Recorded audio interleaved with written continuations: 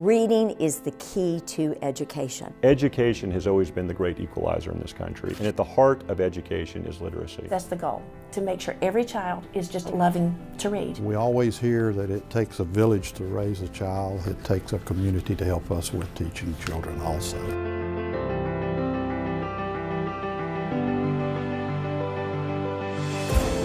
This group has the audacity to believe that we can change the arc of the future. You know, we're trying to get to kids at an early age. In my case, I'm trying to speak to our children before they have a right to remain silent. And what we've determined is that if you target first graders and you equip them with the ability to read and give them a skill set, by third grade, when it shifts over from learning to read to reading to learn, they're going to have a recipe for success that's going to put them along a path towards being productive citizens in our community. The Best for Kids program is really going to be a strong indicator of our future workforce.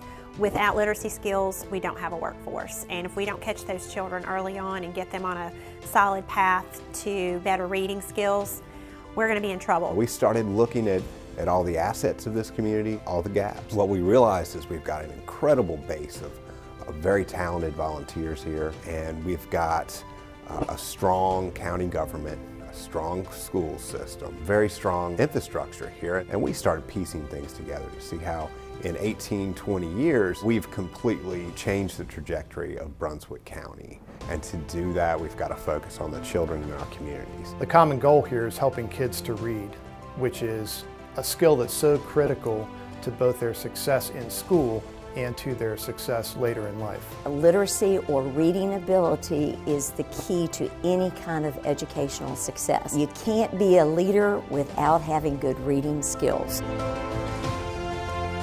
In Brunswick County, a few years ago, they had a literacy council that put this together and decided we needed a way to teach children to read. And that exciting way to teach children to read was Letterland. It was engaging, and it was scientific, and it met all of the research and all of the criteria for children truly to be readers by the end of third grade. I have seen my children be able to write so much sooner and better being at Brunswick County and having Letterland every day, and it's just such an amazing tool to help teach my kids to read. Simple words of encouragement, a smiling face, somebody who gives them a high five and tells them good job. These may all seem like very small things, but we know that they are so important to the early success of a child. Whatever role you can play, whether it's time, talent, treasure, we need everybody here, and everybody has something worthwhile to give. I think there's nothing better than just being able to give back to your community, and I will say Brunswick County definitely has that mindset when it comes to our volunteers that they all want to give back. This might not have been their birth home, but they move here and they really get engaged, and we're just happy to be able to bring another aspect of volunteerism that's really going to be helpful to everyone. It is a commitment.